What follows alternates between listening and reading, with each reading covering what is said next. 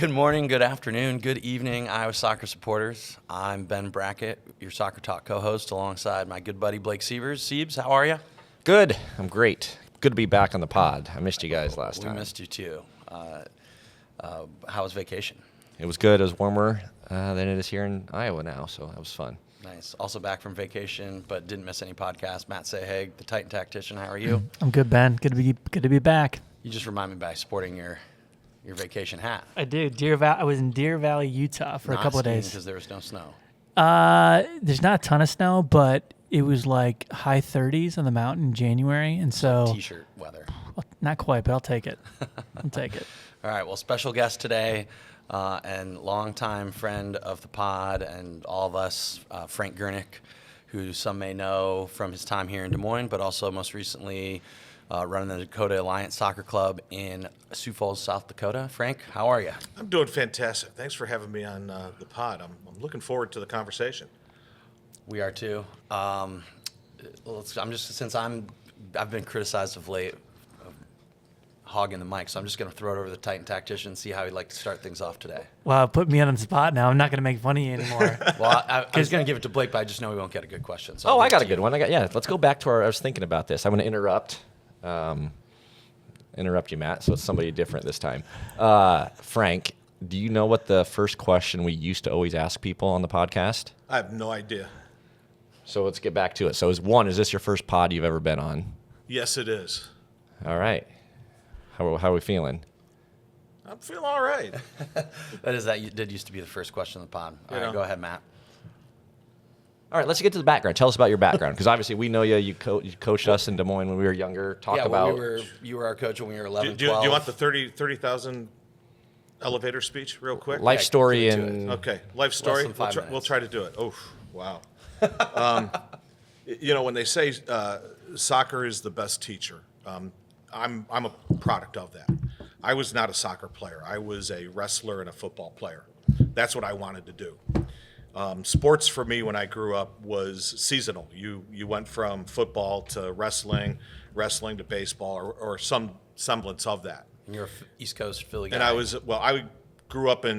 born and raised in Cleveland, Ohio. Okay. So I'm growing up in Cleveland, and I go to private school for high school. My dad had this vision of sending his kids to Culver Military in Indiana. And so that's where I went. Culver Military is really well known for its hockey program, up there with Shattuck, St. Mary's. So I go to Culver. I want to play football. I try out for the football team. I play freshman football. Sophomore year, I'm playing, and I get a couple concussions, and I'm like, yeah, peace out. I'm done with this sport. I probably had the best arm in our high school, but I couldn't see over the line, so I'd have to be 15 yards behind the line of scrimmage to throw a 5-yard completion. So my days were done. So I got together with a bunch of foreign exchange students who were my buddies. And these guys religiously played pickup soccer every day. It would be 2v2, 3v3, 4v4. But religiously, that's what we did. During the wintertime, we'd go down to 7-Eleven, pick up all our munchies, and then we would go to the gym, and we'd either play soccer in the racquetball courts or on the indoor tennis court. We were just constantly playing. So fast forward to my spring of my junior year, the varsity coach comes out to where we're playing pickup, and he's like, why is it you guys don't play for the varsity team? And I'm like, I didn't know there was a varsity team, to be honest with you. And one of the kids that played with me said, well, we're smokers, and you guys don't let smokers on the varsity team. And Chadwick goes, you mean to tell me you guys can't quit smoking for 8 weeks to come play high school soccer? And so he goes, hey, we'll have spring tryouts to come back for two-a-days in 2 weeks. I'd love to see you guys come out and try out. So we talked about it, and we were like, why not? So we tried out for the team, made the team, got to come to two-a-days, went through two-a-days, made it through two-a-days, and then made the varsity team. So that, for me, was the beginning of my soccer experience. My very first official soccer game with a whistle was my senior year in high school. But yet I played 3 years of college ball. And then I thought coaching was going to be nothing more than high school coaching. I mean, I lied to my wife before we got married. I said, honey, this is only going to last about 8-10 weeks. Next thing I know, I get that call from my sister. Hey, Frank, Mikey's not going to have a team unless we have a coach. Yeah, let's not say lie though. That you didn't know Well, the answer, right? Correct. Well, I've since found that is a lie. The team will exist. It just will exist without a coach, and eventually some parent will fill the role. Anyways, this became a full-time gig for me when I moved from Philadelphia. I had started getting into club coaching with FC Delco. I was on the ground floor of it being formed and had its foundation. We had already won our first national championship. So I knew early 80s. No, this is now 90s. Early 90s. Early Okay. 90s. And so I want to say it was 92 that I moved from Philadelphia to Des Moines.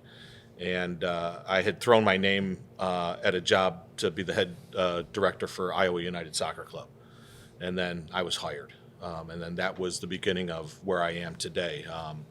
And so I came in, I ran Iowa United for 5 years, 4.5, 5 years. And then I actually got out for a couple years and was really doing independent consulting. I was up in Ankeny doing the Ankeny Soccer Club.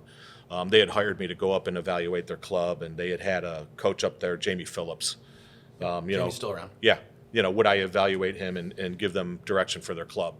And so my direction at that time, given the evolution here, was, hey, just keep a club that's, U5 through U14, and anybody who's really serious, have them go down to Des Moines to one of the power clubs. There shouldn't be this bleeding and dilution of what it is we're doing.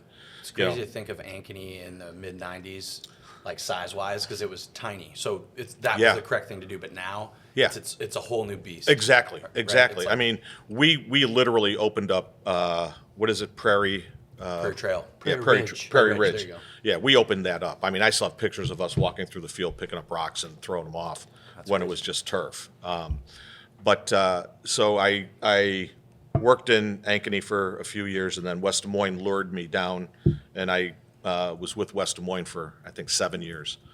I think it was a total of 16 years I was here in Des Moines. And then I got out of the game again, was teaching GED classes at Des Moines Area Community College when this cat, Chris McGill, calls me. And it's 10:30 at night. Hey, Frank, I got an opportunity for you. And I'm like, yeah, no, I don't want to be in the club game. I know what it's all about, and I'm gun shy.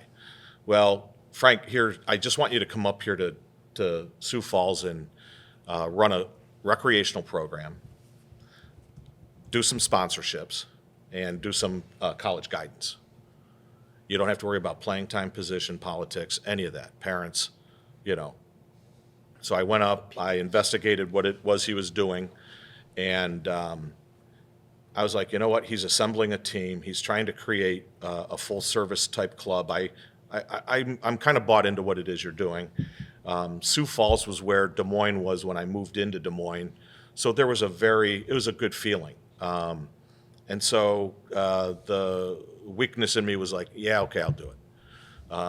So I did it for a year and a half, and I get this text from someone here in Des Moines saying, hey, I hear Chris McGill's moving back to Des Moines. And I'm like, no, he's not. Come on, Chris would have told me, And so when I'm getting this text, they're all out in Pierre, Iowa, or Pierre, South Dakota, doing State Cup. So I'm not going to call Chris during the middle of State Cup and go, hey, what's going on here? I'm going to wait till he gets back. Well, I get this call Sunday night. He's on his way back from Pierre, and he's like, hey, just want to give you a heads up that I'm going back to Des Moines. So, oh, wow. When are you doing this? Wednesday. Thanks, Chris. So I was like, yeah, okay. Chris, you sure you don't want to think about this and see if we can work through this? Yeah, no, I've made up my mind. I'm gone. And so for me, when he said Wednesday, okay, this had already been in the works. Okay, we've got to figure out how to move on.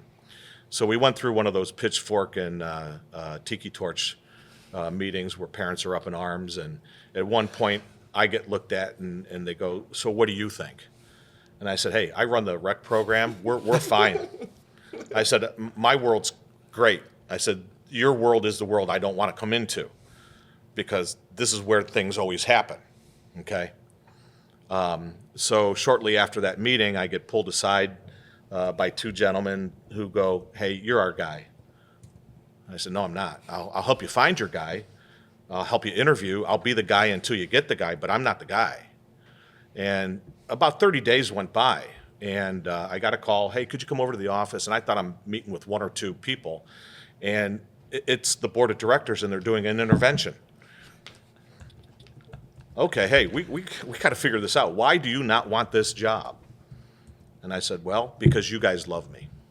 There's no guarantee that the next board will love me, or the board after that. We're going to go through a honeymoon phase. I call it the flavor of the month. Okay, and then once that flavor of the month is done, then there's another flavor of the month. Okay, so again, these are good people. It's Sioux Falls. It's Midwest values. It's these people I could tell were like, yeah, okay, we'll work with you. And I said, okay, as long as you don't mess with the soccer side of things, I'll do this, but you need to let me do what I do. And so what I set out to do is I set out to create a full-service club from cradle to grave. I'll put a better smile on your face. I call it diapers to diapers. Diapers to diapers. Okay? I'm 62. I got artificial hips. I'm still in the adult league. It's a community. Everything we do is about relationships. And so what I wanted to do is I wanted to create what my vision was, and that is I've got this pathway, but the pathway isn't necessarily leading to a flagship senior team. The pathway is I'm going to play soccer for my life. And when I hear you guys do podcasts and I'm listening to this Cat Lance saying we need to have soccer dads be a part of what it is we're doing, I'm still doing that. I still recognize the familial necessity for having moms and dads, especially if they've played at a high level. Why would you turn that down? I digress. This is going to get good, but keep going. Well, Yeah. they might not Digress. have the same opinion. So what I've done is I've built a community is what I've done. And with our core values, we recently have been looking at our bylaws, and we've been adjusting the bylaws, and along with the bylaws, I feel like our core values should be changing too. And I had two core values I wanted to add, and it'll be interesting to see if it gets picked up and looked at and adopted. But my next two core values, one was going to be community. Okay, you have to have a core value of who it is you're going to be. What's really going to be your DNA? And your DNA can't be a collection of teams all working independently of each other. So I've created this full-service club, and I would like to think that for me, I've labeled our club a unicorn. What we're doing is different than so many other people. We don't have teams anymore, just to give you a heads up. I did away with teams at the competitive level. I went with pools, okay, because then that would allow us the opportunity to move kids, and a kid isn't, I'm on that A team and I'm on that A team for the whole year. Well, wait a second. If you're not training appropriately, or you're not meeting the developmental needs of the age group, and really you're a B-level player, we've got to figure out how to be able to put you in that appropriate setting. So we have player pools that really equate to two teams. Okay. Per age group?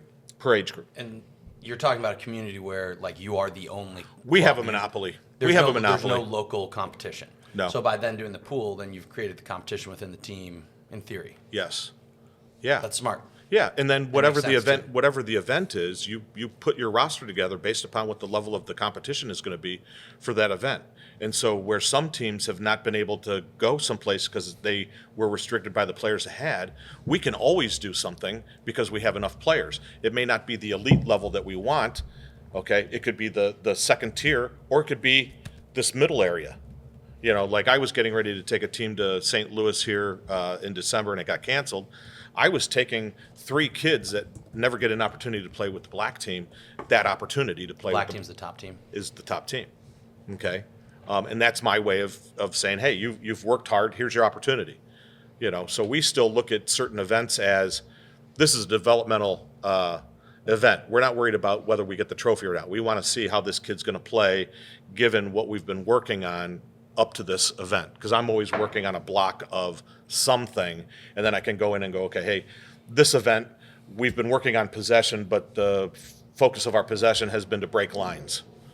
So let's see how many lines we can break productively, not playing just direct soccer, but you guys understand what I'm saying. Yeah, of course.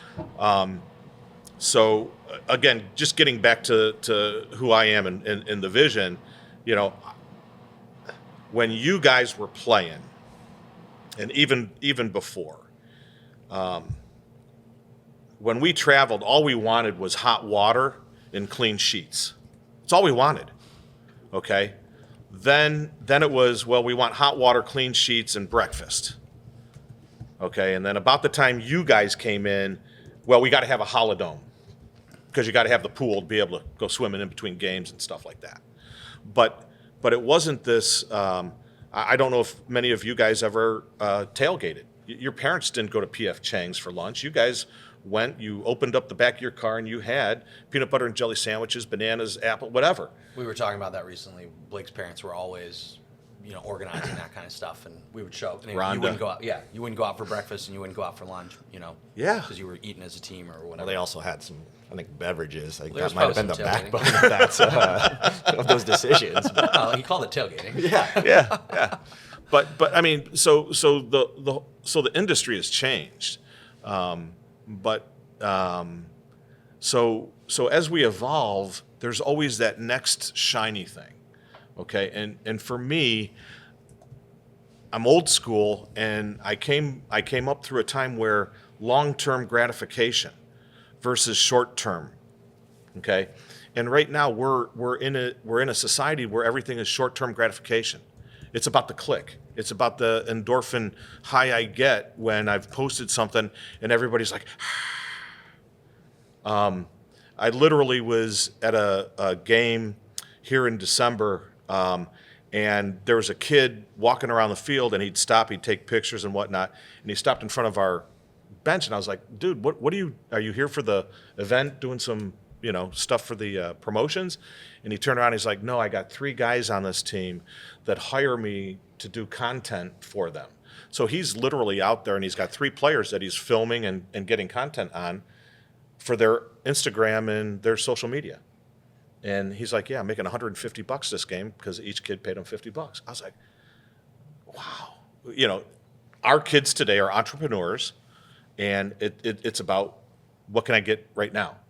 And so in my club, we'll just hit the elephant in the room. What led to me being terminated? With my competitive program, I know that there is a group that really wants the ABC League. That's our fix. And I've got a committee that's been discussing it. In fact, my board members came to one of those committee meetings here in January because I wanted them to see the things that we were discussing within that meeting about which league would be best for us. Are we ready to go into something like that? Because some ECNL requires you to go top to bottom. Everybody's in. MLS Next, everybody's in. Even when I went to an MLS Next meeting and asked the question, hey, right now in our developmental model, we probably could give you a 14-year-old team and a 16-year-old team. Could we do that for a couple of years and then develop into the other? Yeah, no, we need you to have all of them. Well, why? If really all we're looking for is the 1 or 2%, why do you need a full lineup of teams? This was ECNL or MLS Next? That was MLS Next. Next. Well, Okay. MLS Next 2 Two. until they had to rebrand it to MLS Next Academy because we can't have anything that lets anybody know that they're anything less than elite. Well, and just for context, you guys are currently playing at like the President's Cup level, right? That's like your best teams are winning President's Cup. Is that right? Or No. Where we're at now. Great question. So again, if everything is about development, okay. When I got to Dakota Alliance, we were just getting our rear ends handed to us at regionals, 8, 9, 10, nothing. Okay. Love drawing a South Dakota team. Yes, exactly. Oh, for sure. For sure. We want North Dakota, we want South Dakota, and then Iowa. And then Iowa. well, I was going to, and sometimes Nebraska. Yeah. Okay. Right. But yeah. So I went to our state association and I said, hey, here's what we need to do. We need to just say that the winner of our state cups go to President's Cup. Period. Then if they do well at President's Cup, we then kick them up into the NCS. Okay. So again, you guys are hearing I'm a long-term development guy. So we started doing that. To your point, yeah, we had success there and we started winning some President's Cup championships. But what was also happening is we were then elevating those teams into NCS to the point where we won an NCS, we won an NCS, but we won a USYS national championship because of that developmental stage that we kept putting these kids through. Let's just say NCS stands for what? Just for the listeners. National Championship Series. Yeah, so for those USYS. So President's Cup is kind of the second tier. It's the and then second this tier. is the top Yeah. tier of US. So where Dakota Alliance is today is all of our, quote, black teams, they go NCS. Mm-hmm. All of our silver teams go President's Cup. That took me probably 5 years to do, 6 years to do, but it was well worth that because now we're healthy from player number 1 to player number 40 because typically our pools are 40 players big because we realize that we need 20-ish to be able to do events. And then that was going to be, then my question was, so you've got these pools, so on any given week or month, you can have someone jump into the black team for competition-wise or jump back down to a silver team. Exactly. Okay. Yeah. Especially like even if a kid's coming back from an injury or a kid's just in a slump. Hey, we're going to throw you down on the second team and let you get your confidence back, and then we'll jump you back up. Mm-hmm. So again, we're player centered.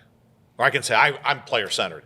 And you Well, can you do always that have with it. you can do that with your opponent too, right? If you know it's a strong opponent, you can bring Exactly. a strong team. If Oh, you know it's absolutely. a lesser opponent, you can. Yeah. So when I would get my National League schedule, okay, I've got 8 games in the National League. I can look at the National League and go, okay, I'm playing Minneapolis United. I'm going to have the best of the best. So if I know that, Ben's unavailable because, he might be playing a basketball game that weekend, I'm going to go, hey, Ben, I need you for this one. We know we need basketball. But again, if we're playing the bottom of the table, then I'm looking at my second team, my bubble players going, okay, here's now your opportunity. I'll keep a core group to keep the stability on the field, the consistency, but then I'm going to give you the supporting cast of kids who need minutes and that kind of experience. So a couple of questions. So am I hearing you correctly then? You were at the, so this is all USYS, obviously. The Yep. ECNL is on the Yep. club soccer side. So you're also looking at whether or not that makes sense. And is it right that you just said the U.S. club soccer stuff through the ECNL just doesn't make sense for us? It doesn't make sense for us right now. Okay. Right now. Yeah, right. Doesn't mean, again, I use words like evolution and development, which means you're someplace and then you're going to be someplace else, and then you've got to reevaluate where you are and what your needs are. Right. And I think what happens is there's this thing out there called FOMO. People Fear of missing out. Yeah, fear of missing out, and you have so many people out there that go, well, if we don't do this, our kids won't be seen, and our kids won't get this, and our kids won't get that. Hogwash. Those kids who are blue chip athletes who are going to be top of the line players, they're always going to find their place. They'll be found. But at the end of the day, you've got to ask yourself, what really are we doing with the sport of soccer for youth? And for me, it's always been about I'm developing humans. I'm just using soccer as a vehicle, and if I can along the way elevate players to an elite level. So for me right now, I have no problems whatsoever seeing players leave my club to go to MNUFC to play for their academy. I have no problem with kids in my program wanting to go down to Sporting Nebraska to play on a Sporting Nebraska team, because that means those players who truly want that experience are going to do it. But I don't have the pool deep enough to commit us into that. Mm-hmm. What? Let me. So another different question. In your opinion, like let's just say that you I mean, and maybe your successor is going to have a different view on this, and maybe that I'm interested to hear more about the departure. But if you wanted to have, could you have said, we are going to go into the ECNL? Could you have made that decision, and then would they have taken you, or would they have had an analysis that said, we just don't think, Dakota Alliance is quite Good there? question. That's a good question. I would probably say, given our geography, they probably would take us just to have us. That was kind of that was what I was kind of interested in, because I feel like it's a little bit of the same analysis here in Iowa, right? Where, it seemed like we were, before pre-ECNL, we were chasing, it's the FOMO principle. We were chasing the next best league. Then we got there. Then we get into this other league. Yeah. So it seems like geographically, these leagues, they want to expand. They'll take kind of the So leader. Before ECNL, it was the U.S. Soccer Development Academy, correct? Well, you had the DA. The DA was there for a while. That's the Yeah. Development Academy. And so there was no Iowa club. There was no South Dakota. There was this huge island or Shattuck St. Mary's was our destination. Yeah, right. If a kid wanted, probably right. Yeah. Right. But so now that, to me, it just seems like ECNL, they came in and said, okay, screw U.S. Soccer. Like, we can do this better, yada, yada. And we're going to charge for it. And we'll fill that desert, with people that are willing to, there's plenty of money in the Midwest and all in this area, like, let's have them pay to get in the mix. Yeah. And that seems what it's like to me. It's like, well, it's just a little more money. It's a little bit, it's more participants, right? Well, like I said, when I was in a meeting and I said, "Hey, I'm bought into this player development thing. I'm all about it." But we live in a MIC society. Okay, I want what I want when I want it, how I want it, and can you have it DoorDashed to me? Frank, you have some of the best idioms of all. A mixed society. That's so good. Well, I mean, I have to try to find an analogy, right, so that I can work off of it. And what's unfortunate is, like I said, we're in a marketplace. We're in an industry. We're being sold on things. This shoe isn't good enough. You need to have that shoe. That shoe's definitely going to, give me a pair of Copas any day and some shoe leather and food, and we'll play with a good shoe. But again, what is our why? And I come back to the statistics. The statistics haven't changed. 1% to 2% are going to go play professionally. Okay? So why are we not trying to figure out how to get 1% to 2% of everybody together? That used to be what? ODP. Once upon a time. Yep. That was ODP. But now it's, we've been sold, here's how you need to build a club and here's how you got to go about it. And my structure isn't about finding a pathway to the senior team. My pathway is about a life experience. And if along the way you can be a professional player, great. If along the way you can be a collegiate player, great. But again, take a look at where we are geographically. If you are a male and you want to play D1 soccer, what really is the reality of that? And I can remember a day when I was with FC Delco, this coach out there at Virginia, his name was Bruce Arena. And he once said to me, "Hey, Frank, I don't even consider a kid unless they're on the top 11 of a regional ODP team." I said, "Fair enough, Bruce. I'm actually calling you about a youth national team player. So let's have that conversation." But again, 1% to 2% go pro. 6 to 7 will play beyond high school. Think about that. 6%. And these are stats that have been proven over time. Consistently over time. It's not like that number's changed. No. It's not like we went from when we were growing up and it was still 2% with the 6 to 7%. Yeah. And now it's just there's more kids playing. The percentages Exactly. are still the same. So when you think about that, and this is where I really struggle with all of this stuff, is we're setting up programming to chase, this so-called elite stuff, and we're focusing on 280 players out of 4,000. Yeah. And you're forgetting about the whatever the math is on that, the 700 players who A, may not want it, and B, are never going to get there even if they did. And so that is, that's the issue. So if you're at Dakota Alliance right now and you're saying, this is my opinion, we want to be an ECNL club because we want to put kids in a position where they can get college scholarships and they can go on, they can do all these great things. You are saying to the 3,700 players, don't really care about you. That would be kind of the messaging that if I was a parent with a player in the 3,700, that I would say, well, wait a second. That's not what I'm here for.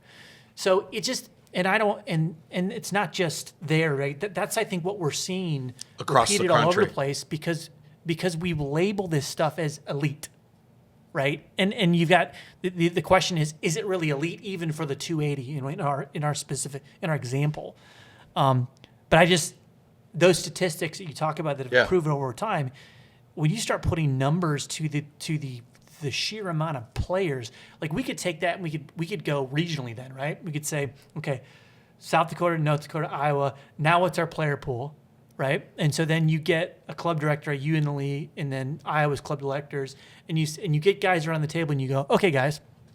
So right here, sitting at this table, we have club directors, and you represent 30,000 youth soccer players just around this table.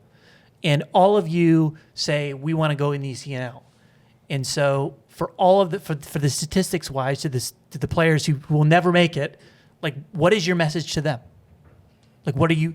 Well, so I find those numbers really interesting. Like, those are the questions you got to be asking. And the numbers are even crazier if you, like, I'm not great at statistics, but you're saying, let's say the 7%, 280 kids out of 4,000, that's 280 kids. One of those, or some of those kids are 10 at that time, right? They'll be college players eventually, but they're not currently college players. So they have to, like, you're not saying there are 280 current players that are capable of playing college soccer. There's probably, if you break that down, yes, correct. And that's what's even crazier when you think about it is you hear those numbers and you go like, well, as a parent, well, sure, then, my kid can get in the top 7%. Great, no problem. But, they have to do that consistently over time. Yeah. Yeah. And that also, it means, you're going through puberty, you've got school, life change. Happens. Yes. So, like, you just can't guarantee if at 10, if you're trying to be one of those 7% at 10 years old, that 10-year-old might not really care to do it in 5 years or 6 years. Or, and you hear, even when we did the little Andrew Heckenleibel interview recently, he was talking about maybe quitting soccer at a certain point because he was just like, it's a job. Yeah. It's a job. We fail to realize, because again, I loved your podcast with Lance. I'm going to reach out to him, and I'm going to reach out to him and say we need to talk, because what he was doing was what I wanted to do here in Des Moines. But what happened was every club was hiring their mercenary. And I think that's interesting too when you think about the turf piece, because we continue to do that here in Central Iowa for sure. We've just gotten out to, like, there's so many people with a little piece of the pie. Yeah. Well, and somewhere like Sioux Falls, it's just like one big pie. Yeah. Well, I'll give you a great example. Okay. Is Sioux Falls the same size as, like, I was just No, wondering. we're the size that Des Moines was when I came in. Okay, early 90s. I'll give you a great example. Let's take under 9, under 10 soccer real quick. I got labeled in this community by some people as very anti academy, U9, U10 academy. And we had this big meeting, and at one time, I had created this program. You guys are going to laugh. I mean, Total football. Pre-total football. Oh, okay. I was gonna say, Pre-total I football. like total football. I had remember I had this program called FC Speed. I remember FC Speed for sure. Okay, that's pre was at Matt West Stag and I. Now, this is Frank. Park was a big FC Speed guy. This is Frank in the marketing scheme of things. Okay, do you know what Speed, the acronym Speed, stood for? Soccer players extremely eager to develop. Nice. I love that. I don't know how to, I kept the T out of it, but it was Frank FC Speed. He's And always got. Seriously, you always have these like great little things like that. so what I did is I went to West Des Moines, and Sean Howe and JP were there, and I said, hey guys, I'm starting this program. I would love for us to be able to get coaches from every club to create an under 9, under 10 academy, and we'll together work together with these kids. Well, they had a program at the time called, I think, Project 2010. Oh, I they remember they that ripped one. they ripped it off of U.S. Soccer. Okay, but they had Project 2010, and they didn't even know really what was going to happen after 2010. Because I was like, what happens in 2011? You know. So, anyways, they were told that they were not allowed to associate with me because, again, we're trying to protect our turf, West Des Moines Soccer Club. I go over to Gary Isles. Hey, Gary, dude, I'm trying to put together this. Gary had already had something in his program, so he wasn't interested. So I was like, okay, screw it. I'm going to just go off and do my own thing. But what I was trying to tell people is this. There should have been a willingness at one point for everybody in Des Moines to come together and go, hey, guess what? We're going to be community-based programs, but this elite thing, we're going to create an elite thing, and we're going to use the best coaches of West Des Moines, the best coaches of JUSC, the best coaches of, whatever. We're going to bring those guys together, and we're going to utilize them to create that elite level team that's going to be showcased. But no, everybody's going to do it because that's what everybody's got to do. So again, I come back to what you just said. Some kids want that experience. Some kids don't want that experience. Some kids just want the experience of being the king of the local Slurpee Slurp at Dowling High School, and that's okay if that's what your motivation is. But if you're going to be this, you want this elite level, then you've got to understand there's a time commitment, there's a financial commitment, and it isn't for everybody. Lance Rose, boom. It isn't for, yeah. We're not for everybody. Yeah, and that's okay, Yeah.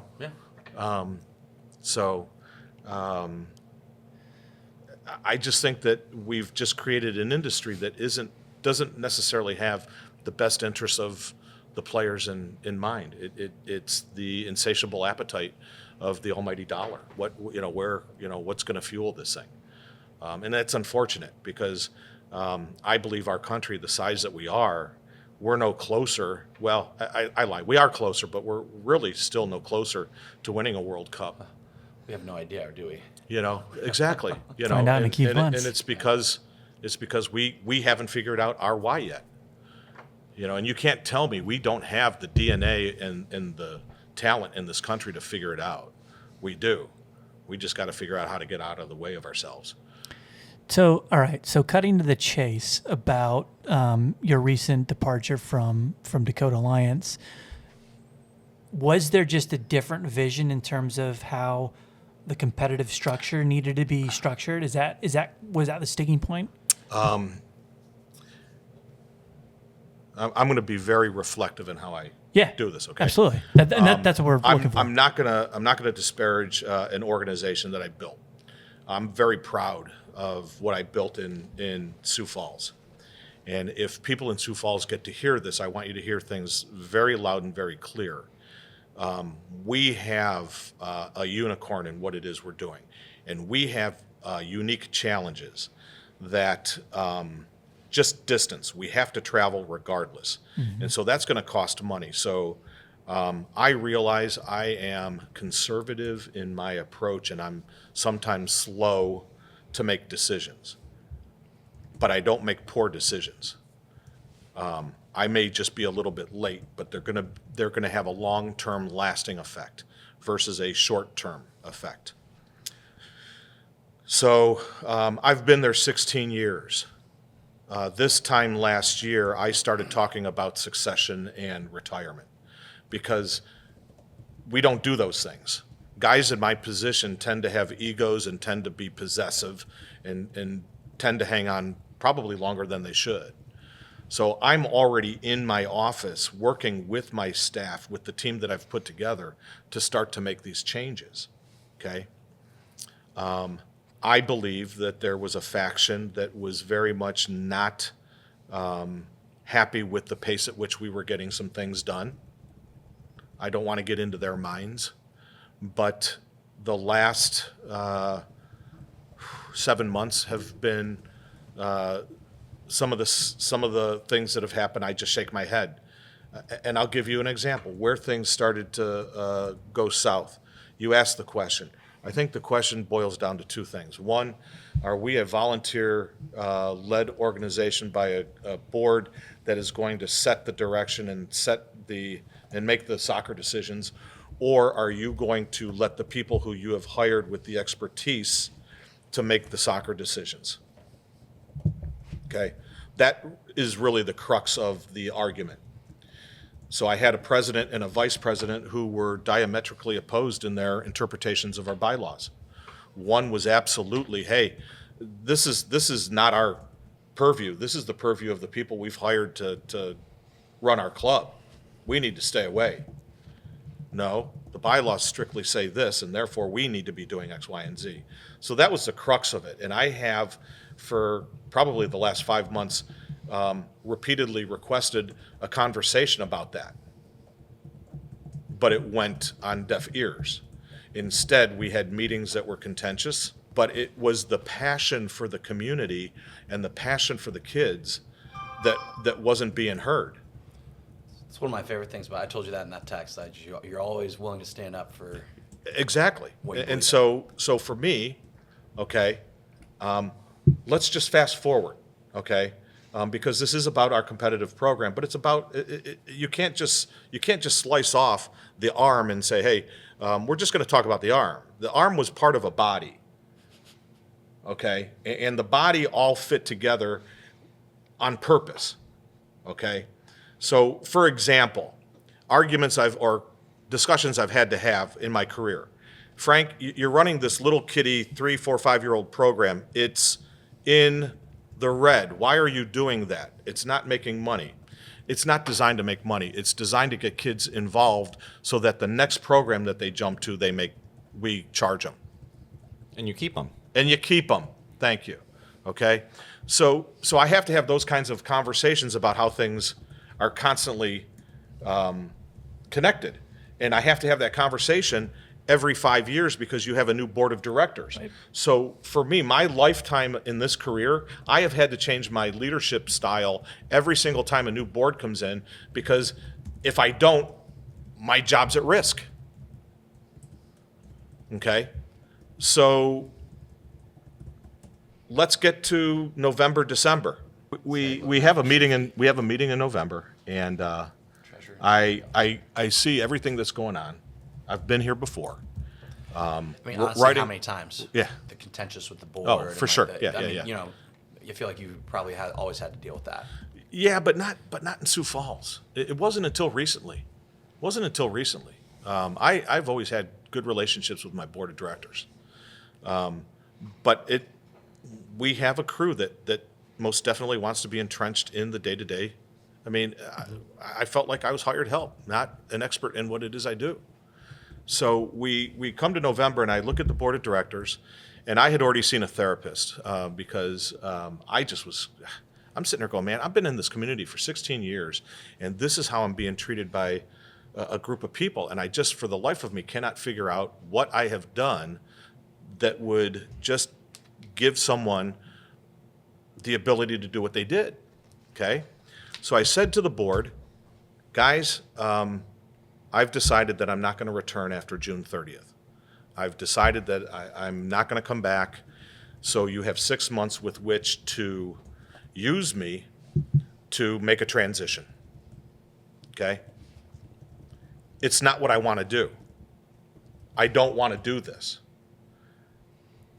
I'll stay if I can have a parallel conversation with the board of directors, with a third party, and someone who is unbiased, someone who doesn't have a connection to the club, okay? I want to have that conversation. It fell on deaf ears. So come December, I'm looking at the notes for the previous board meeting, and it says, Frank Gurnick will be leaving June 30th. That's it. So I said, what? Time out. No. I want to make sure that my quote is in there, okay? I said to you, my intention is not to return after June 30th. It is not my desire for that to happen. However, if the board of directors would like to have a conversation parallel to this conversation that we're already having in the office about restructuring and reorganizing our club, I'm willing to have that conversation. And who knows, maybe you're going to keep me for probably the realistic 5 years I got left in me to be out on the field doing what I'm doing and in the public doing what I'm doing. Okay, but again, we're a mixed society. We don't have the ability to wait, 6 months? You don't have the ability to wait 6 months to enact what it is you want to do. You need to make your decision right here, right now. And it's out in the community. The vote was 5-4. So I ask this question. During that 5-4 vote, at any point, Matt Sahag, was the question asked, we're really talking about this group. Are we willing to make this decision for this group at the expense of this group? We know the answer. The little 7 against the big And 93. here's the sad thing about it. 5-4. 3 of the 4 board members have resigned already. So in essence, we handed our just club cleaned over. house. We just handed our club over to 5 people who represented 4,000 people. Now, I'm not seeing their emails, but I'm hearing that they're hearing it from the community, and they should. Because again, I would like to ask the question, at what point did you ask yourself, when we make this decision, what are the real ramifications for our kids? That's the question that needed to be asked. And at no point was that question ever asked. Because again, I'm currently coaching a group of 2012 boys. Okay? I'm not given the opportunity to go to my team and go, hey guys, I'm going to no longer be your coach. No, Frank, you're terminated immediately. And not only that, I asked the question, what does immediately mean? And one board member looked at another and she said, well, typically it means we'll have you give us your computer and your phone and you can go in and box your stuff, or we'll box it up and send it to you. Time out. I just gave you 16 years of my life developing youth players, and that's how you're going to treat me? Okay, so there's definitely a paradigm shift. Okay, we were known as hashtag more than a club. I sure hope that hashtag more than a club continues to live on and do what it's been doing. But there's most definitely a paradigm shift that now says, hey, there's a new sheriff in town, and here's how we're going to conduct business. And it is very corporate. It's very corporate in structure, very corporate in organization. I mean, we had already been working on an organizational chart, okay, that was supposed to be a collaboration, okay, with our board of directors. And I find out the day after I've been let go, these people go into a meeting with a completely different organizational chart than what had already been presented to them for mutual collaboration. So this was predetermined. This was pre-organized. There will be people that will say, well, no, it wasn't. There's no impropriety with players. There's no impropriety with money. 5-4. It's my hope, again, the critical thinker, 5-4 is not a consensus. It isn't a mandate. It isn't what the rest of the club would want. So why are you doing it? I think what's so interesting about this for me is this dynamic you have, because with volunteer boards in youth soccer clubs, because this is a thing, not just in South Dakota, but all over the place, where these sort of regime changes, in the corporate structure, of these clubs really make big differences. And it's something I've thought a lot about as well, in terms of just broader than that. Like, is part of the issue that we have, in some of our communities around here, the fact that we are running these organizations governed by volunteer boards who don't have an expertise in the field and also are not paid to be doing the job. And you're saying the field is soccer, correct? I'm not talking about youth soccer, I'm sorry, because I just want to make sure that, there's two sides of it, right? Like, in some respects, you would say, it's a good thing. I mean, you've got people who are just volunteering and they're in it for the, for the good of the game. They want to, promote this community sort of feel. But I wonder a lot of times, why youth soccer professionals actually stand for that. Like, why not? And this is coming for a guy that worked in the clubs for a volunteer board as well. Why don't we have coaches who just start their own clubs and run them so they don't have to deal with boards? And then you actually can put into place these developmental structures that can't be upheaved every time you get a new board into place. We've And talked about that. Well, I have a now. feeling. Yeah, I have a feeling that's how Lance is operating his club. he didn't have a board. Well, yeah, no. Correct. Right. You know. I just was going to bring that this nonprofit for-profit thing because the board, right? It comes with the nonprofit and this idea that because you're a nonprofit, it's this like wholesome thing.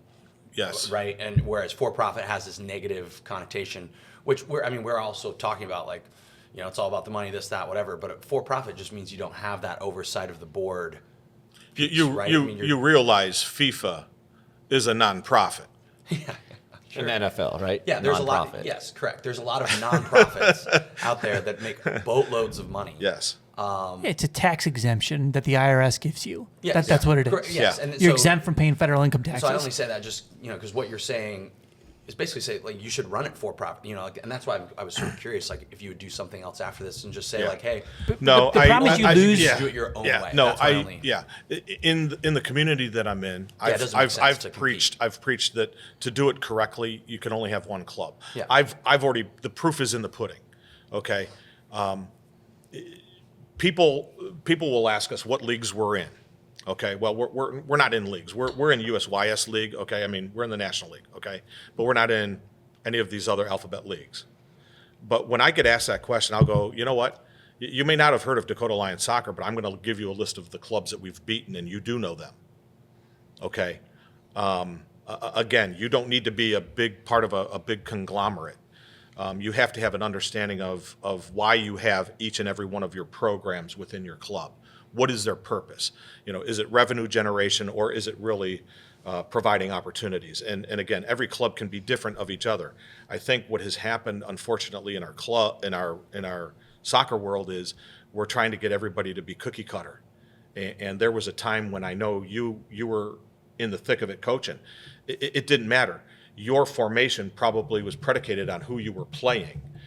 Your style of play was going to probably be predicated on who you were playing, weather conditions, things like that. It wasn't, well, we've got to build out of the back with this low block, and this is what we're going to do, versus teaching kids how to make decisions and then be adaptable. Because anymore, I'm still teaching street soccer. I'm still teaching Rhinus Michaels, let's play total football and teach kids how to enjoy the game and have fun and make their own decisions versus being coach-driven and coach-led. This was a player's game, and it's now becoming a coach's game. And everybody wants to be like this coach, that coach, versus, hey, let's just be who we are and adapt to what it is you're going to have to adapt to come Saturday. Mm-hmm. But, we move away from that whole corporate setup. I mean, what has happened is our clubs anymore are not clubs. They're businesses. Right. Mine was a club because my kids on the team above us knew the kids below us laterally. I mean, I have kids constantly talking about kids they're going to play with in high school and against in high school. So it's everywhere you go, you're part of a big family. You're part of something bigger than you. And so for me, I come back to I wanted to add two core values to our club. One was community. The other one was, believe it or not, patience. We do not live in a time of patience. Most of us are sitting, listening to respond versus listening to what Blake has to say so that you can respond to what Blake has to say versus, well, Blake, here's how I feel. Well, we just totally disenfranchised what his point of view is because we weren't listening to hear what his point of view is. We're as a society, that's where we're at. I love that point because I was just starting to think about, if I'm having a moment of true reflection here, I was thinking about what I wanted to say, and you brought me back to what you were saying. But it's so true, right? Where we want to say what we want to say. Anyway, I interrupted you, but no, because just as a country, I mean, take a look at how divided we are as a country. So when I see 5-4 in my boardroom, okay, I go, that's time for talk, guys. That's not time for action. Right. That's time for talk. That's time for reflection. But in our country, no, 5-4, we got our mandate, we got our consensus, let's move forward, versus going, wait, time out. Okay. Yeah, there's obvious conflict there, right? Like where some Yeah. people think one. I mean, and 5'4", man, that's Yeah, and so I've tried to keep everything. My staff was never involved in any of the turmoil. We made sure there were 3 of us within the office, my business manager, myself, and my admin. The 3 of us kept everything close to us. I mean, and so what I want to say to this group that has moved forward, we lost our business director. I mean, here's the damage we've done to our club. We lost our business manager, and I asked my board to go back to the summit that we had back last January. Okay, I constantly ask this question: when was the last time you cried? When was the last time that you choked up visibly in front of somebody and showed your emotion? Okay, I did in front of my board when I was introducing Robert Speaks, who was my business director. When I introduced him, I was introducing my replacement. I was introducing the future face of our organization.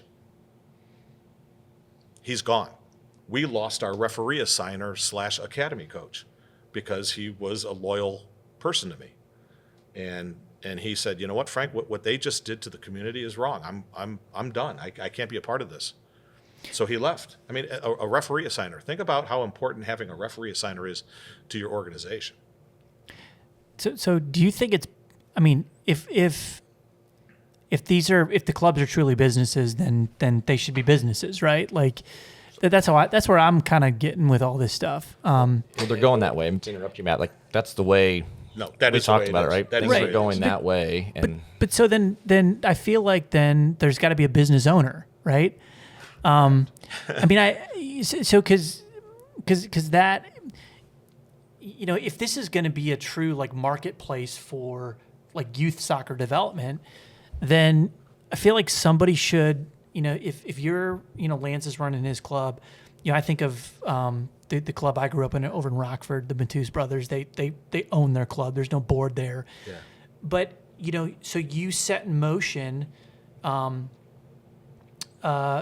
your developmental programming, and for 16 years you build that. And so, if people like that, they can be in your business. If they don't, they can go somewhere else.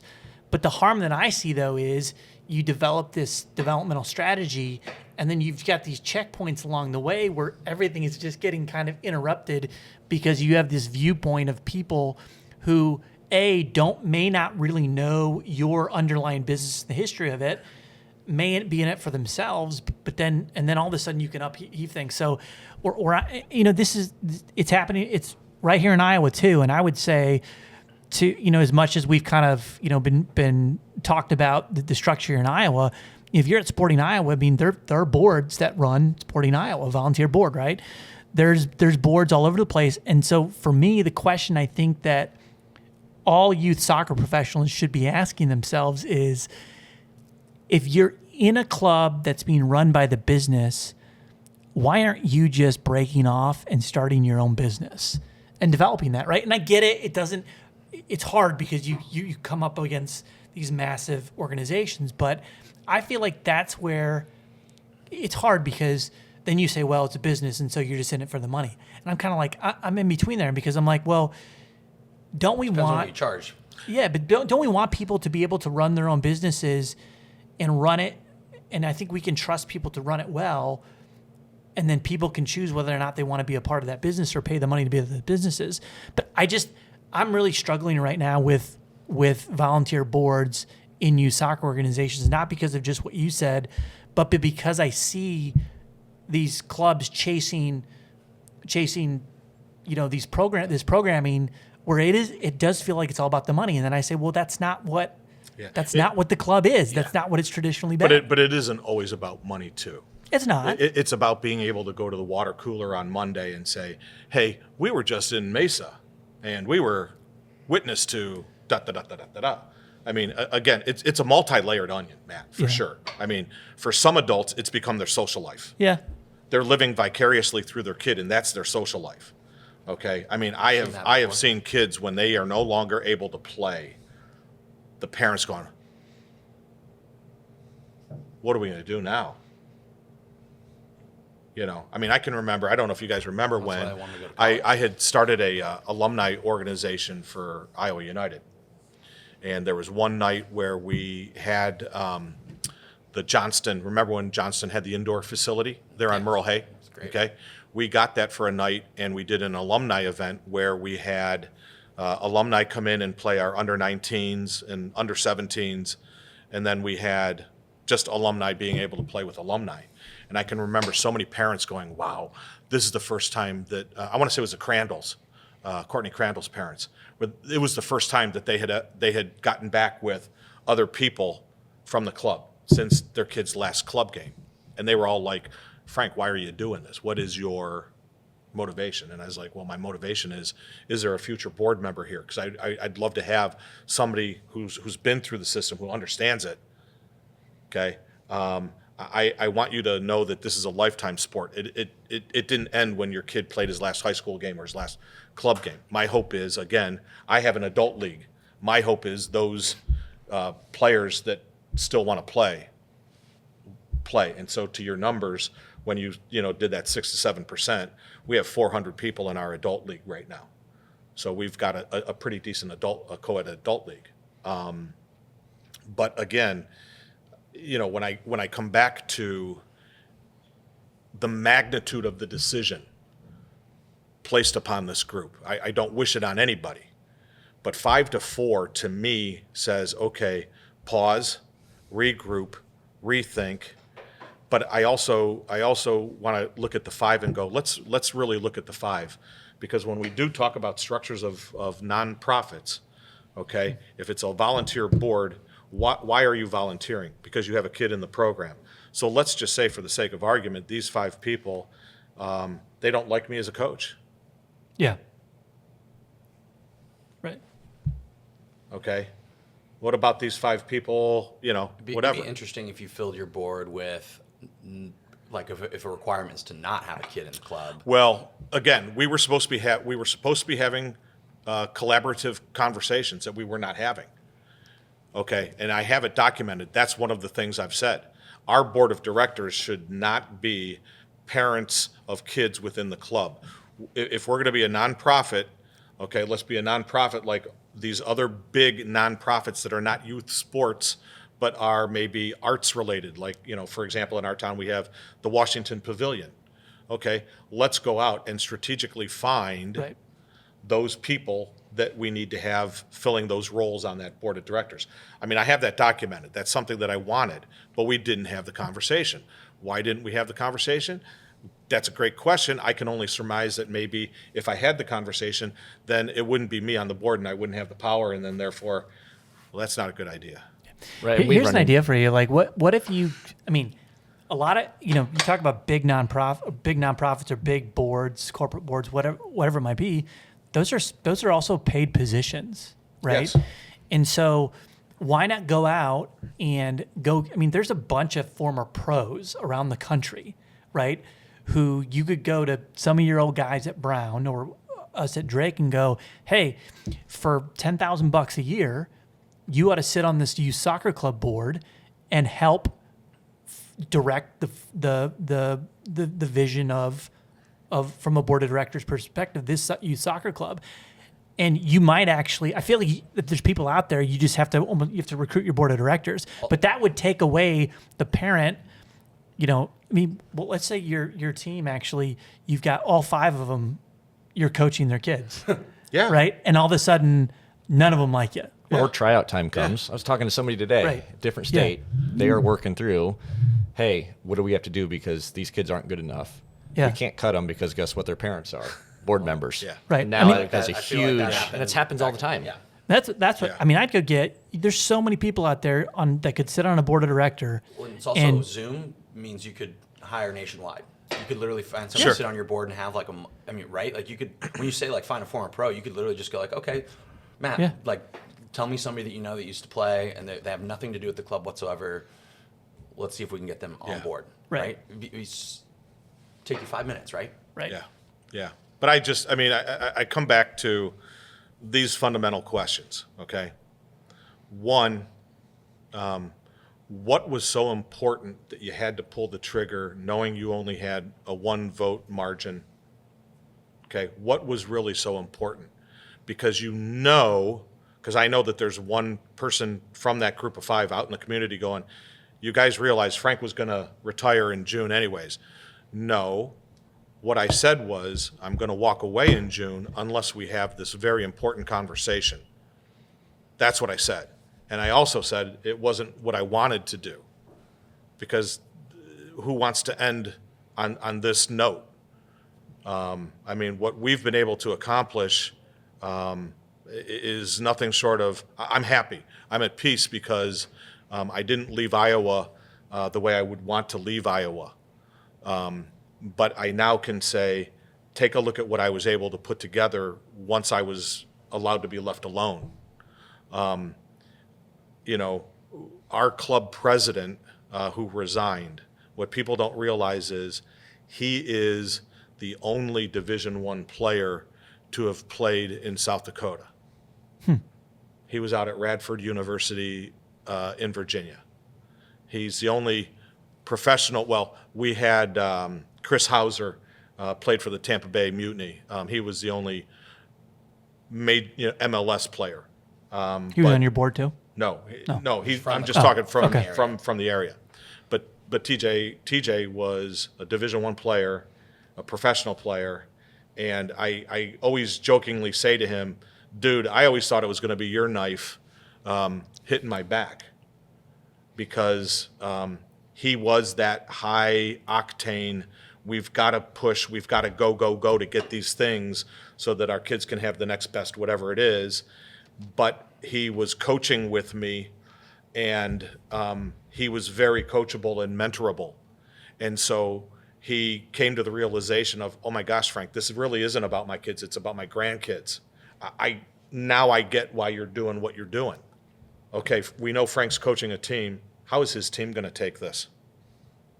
And we're not willing to give him an opportunity to go talk to him, because we're going to terminate him like we do in the corporate world. Like I got corporate secrets. Hey, we need your computer and your phone. Okay, I mean, seriously. You know, and I shared this. I shared this with Blake. You know, on my way here, I heard that $1,000 bonus is being offered to every staff member who remains till May. Okay, I need to share with anybody listening. People who are involved in what it is we do are not motivated by the almighty dollar. We're not. We're motivated by, one, the flexibility of being able to look at our schedule and make our schedule what we want it to be. You know, the ability to work with youth players and to see them go from, you know, just a blob of clay into something that, you know, you can look at and go, wow. Never thought you'd be able to achieve this, whether it's on the field, off the field, in the classroom, you know, other boards. So, you know, I come full circle. You know, Frank Gurnick is about community and developing that next generation of people who are going to treat other people with respect and get away from the ick and the nastiness that I see within our world right now. And Sioux Falls is dab smack in the middle. And, you know, we're seeing what's happening on the East Coast and the West Coast, and, you know, eventually it gets to the middle. You know, my hope is that there will be enough people that will go, you know what, yeah, we would much rather have a community-based organization that has the best interest of all of us in mind. And yes, if Blake wants to go play college soccer and he's got the potential, we're going to find every which way to be able to do that. And as far as I know, every player that has wanted to play collegiately, we've found a home for. And every player who had the ability, not just potential, but had the ability to make it to an academy, we're currently doing that. Just last year, we have one kid, Brogan Griebel, who's down playing for the under-16 IMG Academy team. We have two kids over in Minnesota United. So we are doing what we're saying we're going to do, given what we are. Unfortunately, some people, though they fail to realize it, really need to be living in a Minneapolis, a Des Moines, or a Kansas City to really get the experience that they want, because that's where those experiences exist. They don't necessarily exist on the prairie in Sioux Falls, South Dakota. I'm sorry. Right. You know. That's fair. Yeah. But it doesn't mean we're not desiring those experiences and those opportunities, and we're not striving to get there. Right. But again, is it being done appropriately? Is it being done the way it needs to be? Again, when I went and I earned my first residential license, we had this little phrase, soccer development is a marathon, not a sprint. But yet everybody's treating it like a sprint. Mm-hmm.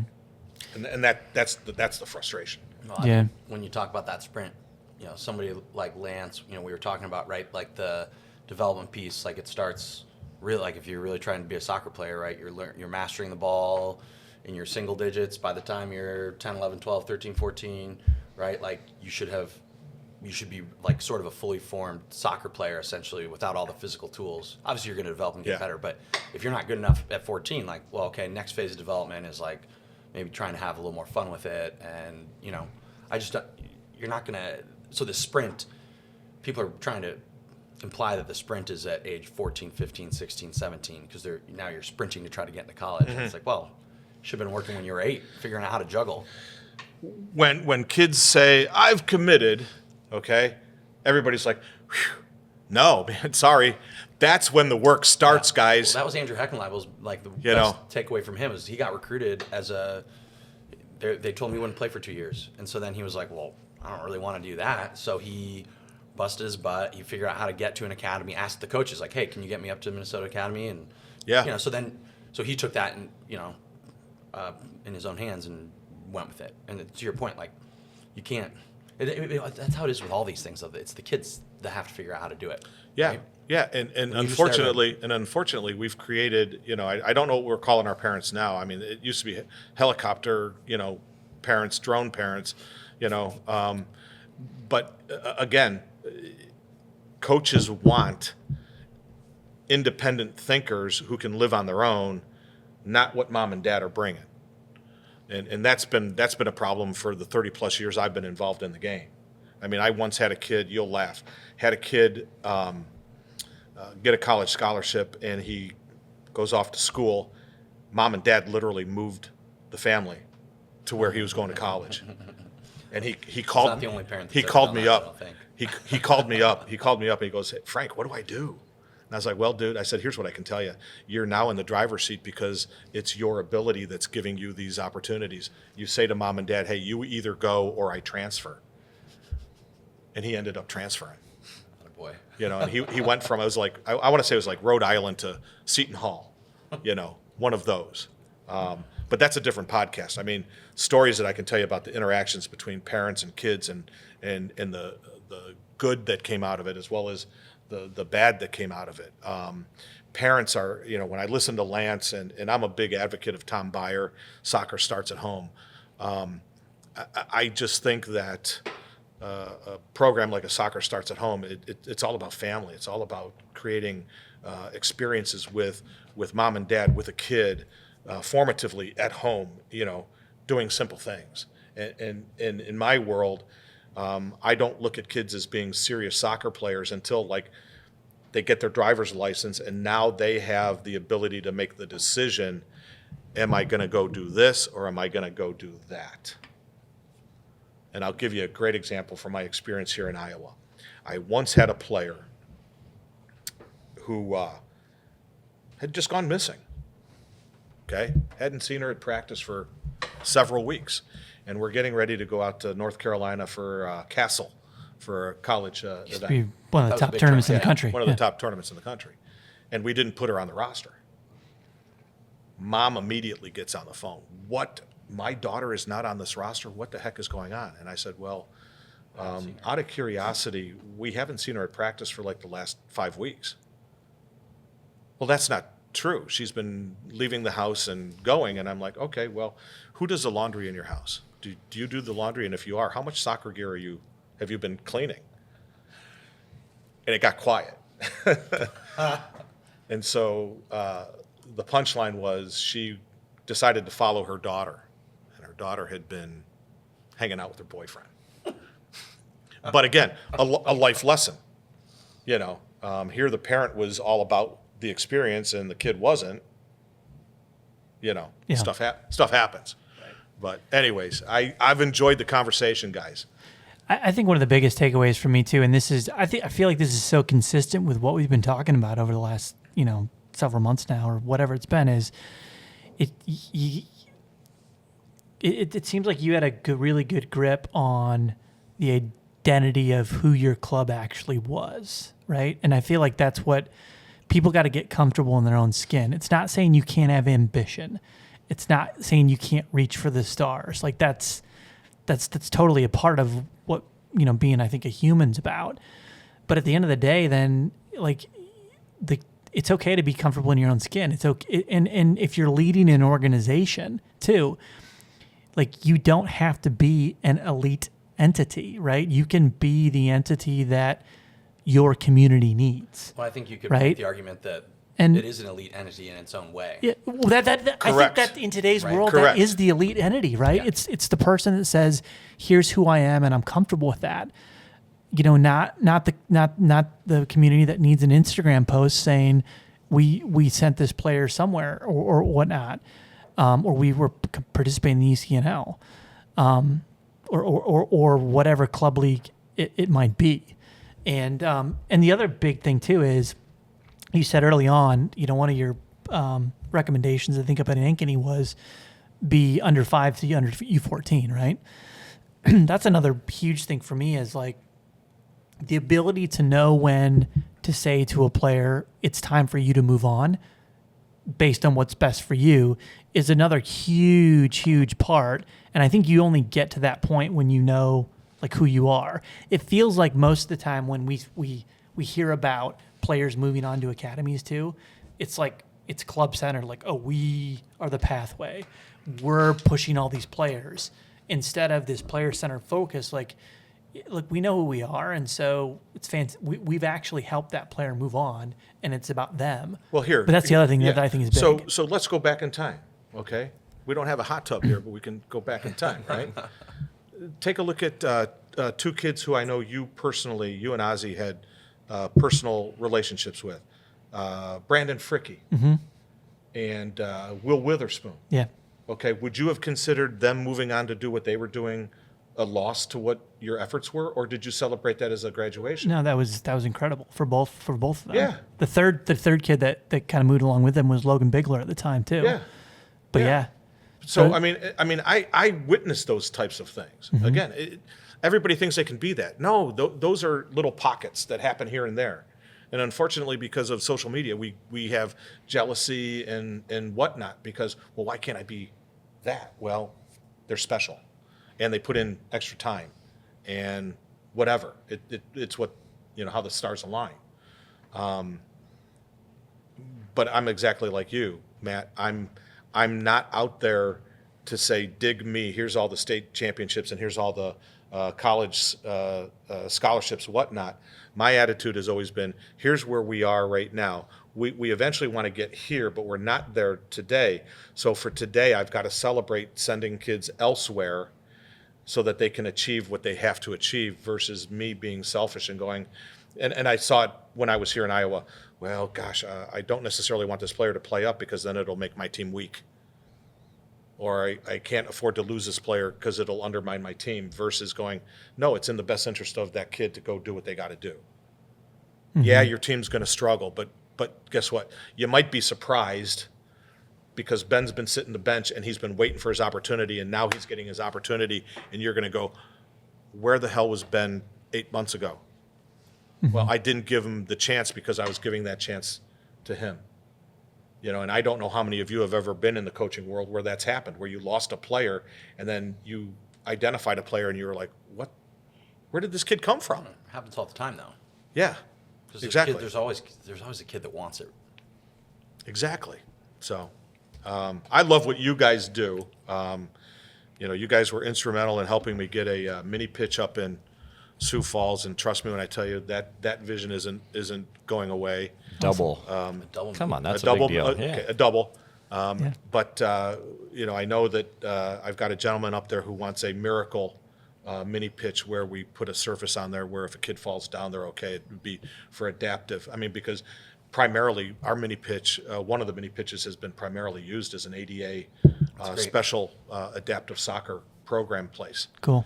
Because kids can get in with wheelchairs, the ball never goes out of bounds, and we just love it. So I know I'll be in contact with you, and I think our philosophies and our vision for what it is we do, we're just impassioned. And I think I was looking at your date. I might even have time to come down for a golf tournament now. There we go. I really like it. Well, I was wrong too, real quick. The NFL is not nonprofit anymore. What? Oh, 10 not years anymore? ago, yeah. 10 years ago, they got out of it.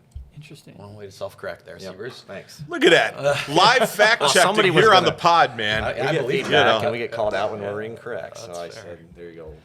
Well, Frank, it's been a pleasure. We could probably, and we could do this for we just talk all day. I'll tell you what, I'd love to get in the room with Lance.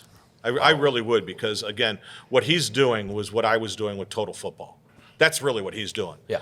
When I had that break there, and it was like, okay, hey, Total Football is really, and I can go back and I can look at pictures of kids that were in multiple clubs. That was the thing. Yeah. Total Football was, I didn't care what club you were in. If you just eat, breathe, and defecate soccer, let's get together and, make some soccer happen. And that's who it was. It was the Chelsea Kleins of the world, you Sure. know.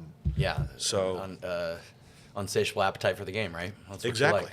Hey, but just let's point out, there's been a couple of female soccer names dropped here in the last hour or so who are two of the best players ever to come out of Iowa. So one, Crandall. Yeah. Two, Klein. Those Yeah. are.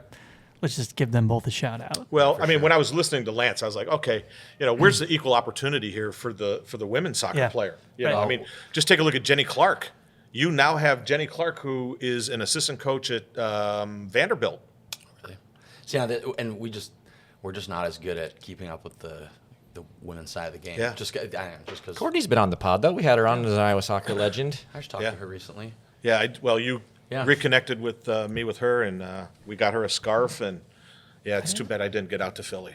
So we've got so I didn't realize we have the assistant at Vanderbilt is a Iowa soccer alum. Yeah. If you go out and you do your homework, you've got a lot of. I mean, Jeremy Reinert down there at Simpson. I mean, you've got. Apparently we're not doing you. our homework. You have. If you really do go out and do your homework, you're going to see you're riddled with all kinds of Iowa people out there doing stuff. But yeah, we were talking about Heckenleibel and Carlos ACB over there for VSA Waukee area. He was just kind of like throwing out like more names that we were like, oh, yeah, you're right. There's there's a lot more. A lot of times that's out there than we know. Yeah. So, Well, you had Megan Fuller. Megan Fuller was a Ohio State player. Right. I forgot about Megan. She's a really good player. Yeah. I mean, you had some seriously wickedly good players come out of Iowa, and again, some of those players again. I will dare say, if you truly take some of our elite out, you will find that those kids probably had 4 or 5 coaches who were all legends that all helped those players. Whether it was they went from me to a Daryl Brazo, and from a Daryl Brazo to an Ozzie White, they were consistently within their development, hitting the right coaches at the right time to influence their game. And I always come out and say that. That's huge, and that's rarely ever identified, that it wasn't just the last coach who said commitment getting all the credit. It was, did you see really the people that got to work with this kid? And that's the way ODP would contribute as well when you guys were playing. Yeah. Right. Because like Sean Holmes was literally the first coach to come in and truly respect the Iowa player. He was the first guy to go, you know what, there's some players in Iowa. Sure. And this is back when he was at, I think, Bradley, when he did that, Evansville. Or Evansville. Yeah. Yeah. And then he makes the jump to Drake. And then now there's a nice pipeline between Iowa kids getting an opportunity to play Drake.